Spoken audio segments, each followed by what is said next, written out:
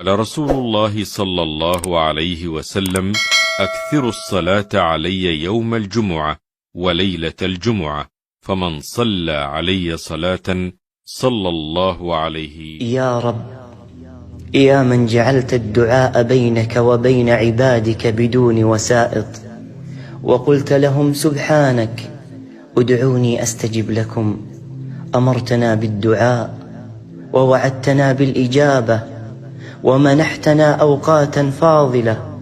اللهم وفي يومك هذا الفضيل وفي ساعاته المباركة نسألك يا الله راحة بعد التعب، وسعادة بعد الحزن، ومكافأة بعد الصبر. اللهم أبعد عن قلوبنا وحشة الدنيا وكدرها. اللهم أزح عن قلوبنا كل حزن وقوها بتقواك.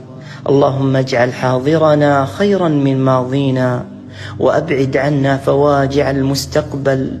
اللهم يسر أمورنا وافتح لنا كل أبواب الخير يا الله.